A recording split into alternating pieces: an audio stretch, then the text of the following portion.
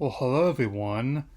Earlier today, I saw Indiana Jones and Dial of Destiny, the fifth and final installment of the Indiana Jones series, at least on and as this was the most anticipated film in the summer, I can more than less say that definitely lived up to my personal hype and marked quite the interesting, but also ultimately worthy finale to this long-running saga. And there aren't going to be any major spoilers in this video, or at least nothing that you probably haven't already heard about. So let's begin. The main story takes place in the year 1969 as Professor Henry Jones II, played again by Harrison Ford, is planning his retirement against the backdrop of the moon landing and the Vietnam War. He is tipped off to an ancient artifact by his goddaughter, Helena Shaw, played by Phoebe Waller-Bridge, and comes across a former Axis scientist is named Jurgen Voller, her played by Mads Mikkelsen, and of an ancient artifact belonging to the mathematician Archimedes, known as the Dial of Destiny, which could change the course of history depending on who has both halves of it. And across the film's runtime, not only do they have to stop Fuller from getting the artifact, he has to rediscover his sense of adventure across one last journey. And even though I'll admit the earlier stuff from Khan was kind of worrisome, I'm glad that things have lulled out a bit now that more people in the States have seen it and have thought quite highly of it. And even Spielberg himself was quite impressed by the direction James Mangold reportedly saying to him that I was going to make one of these, and hopes that Mangold's director I've liked the work of a long time. I mean, if anyone had to fill Spielberg's chair, I'm glad it was him. In many respects, this movie is the reverse of Logan. Whereas that film was about confronting one's own mortality in the face of a changing world, this one's underlying theme, I would argue, is about just making the most of the time you have left. Would you rather die alone in some home field in Sicily or at home with people you love by your side? I know which one I choose. And I also will say that even though I've heard some very big estimates towards the film's budget, I imagine it's probably going to come down a bit once the tax incentives are factored in.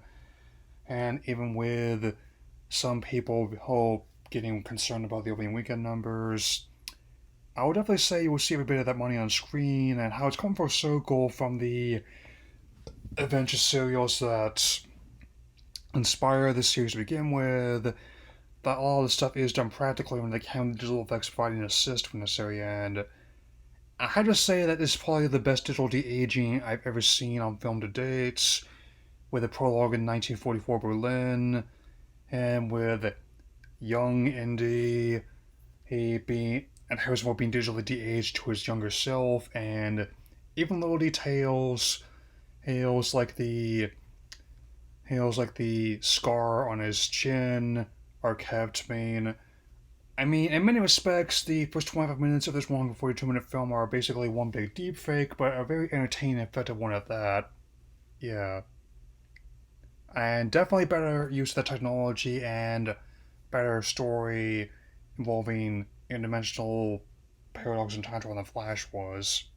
Yeah. As someone who has a habit of defending more divisive entries, such as Temple of Doom and Crystal Skull, I definitely went into this one expecting to enjoy it, and I definitely can say it's one of my favorite films in the series since The Last Crusade. I basically binged all of them before I went to go see this one, and also I'm working on rewatching the Young Indiana Jones TV series for the 19 times I was a kid, so I just did a video on that as well.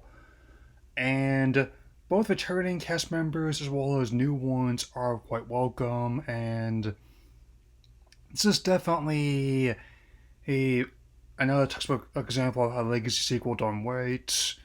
And especially in terms of recreating parts of the world that don't exist anymore, as well as events that may never exist at all. I mean, and as for the whole mucking up history, like the one of the infamous bomber planes being mistaken for a dragon, I don't know, that wasn't supposed to happen. Ben, I won't be getting into too much detail, but if you see the movie, and I sincerely hope you do, you're definitely going to know what I'm talking about. And even though it's a couple days later than I wanted to, I'm glad I got in there. I would not object to going again if I had the means to do so. Oh, just to make sure to you all, I've not just been drinking Grimace shakes, explained Tears of the Kingdom, and watching Clone Wars Eternal, though, admittedly, that is also true. Even with all the ballyhoo, I definitely think that this is another franchise finale that stuck the landing, and provided, at least in this particular era of the franchise, I mean, and it's definitely does my heart good to see he, given how many people turned out for this one in the area I live and I definitely am still looking forward to the second half of the year and other coming attractions I'll get into a moment, but I have to say, along with the most recent Spider-Verse Elementals, is easily one of my top ones of the summer so far, and Volume 3 as well. So I give I dial up a stunning 4 out of 4, and now on to coming attractions. Okay, I'm not giving too much thought to I want the Sound of Freedom once again because even with what I've seen, it doesn't look like anything that can't wait for VOD despite what the claim otherwise. I mean, if you've seen one inspirational action from Jun Caviezel, you've basically seen them all. It's basically a like a religious version of Taken, more or less. I mean, that's what I can gather. But I do think that Mission Impossible Dead Reckoning Part 1 on July 12th, that looks exciting, as I mentioned before. I'm going to be going in chronological order for a release date just to keep things manageable as I can, so let's continue. Okay, July 21st, both Barbie and Oppenheimer are ones to keep an eye on for very different reasons.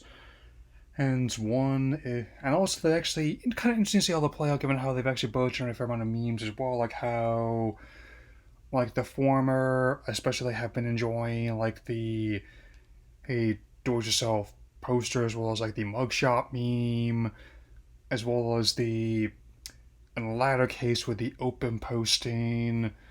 And I'm just gonna try to determine which venue I'm gonna be seeing these in, and as well as when I'm going to be going, of course. I mean, it excites me quite a bit. I mean, I'm not sure I could handle that much pink in theaters. Maybe I'll wait for Max. I mean, it's like, members, it just reminds me of what Zordon once said, that too much pink energy is dangerous.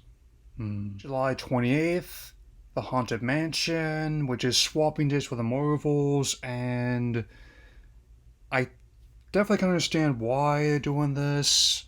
It's not just to avoid competing with themselves again, but also, oh, given how it's been 20 years since the last attempt at Haunted Mansion movies, there's more than enough time, like how even though there's been a lot of versions that come and gone, this one's going to be using ideas from the post reboot a while ago, which is to make it darker, like the ride, the fact that it's not PG-13 this time.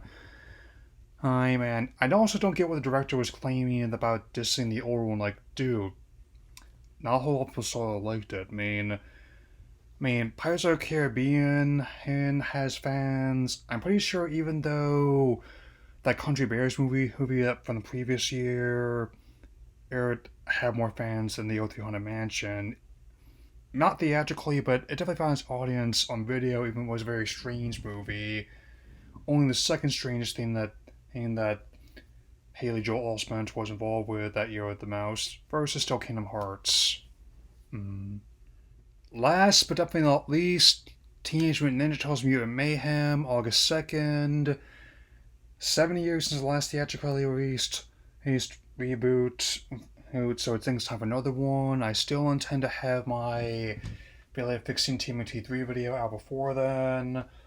And with that being the case, I have decided what I want to say just to figure out how I'm going to say it. But I am liking the promotion of this new ones, not just the other trailers, but also the collabs with Big New Yorker Pizza and the policy trailer. Make sure you to keep quiet and silence or power down your mobile device, man. But that'll be all for now. I'll see you all again soon. I might do something, it's tomorrow or Tuesday. I might not. We shall see. I wish you all happy Independence Day for those observing. Take care, everyone.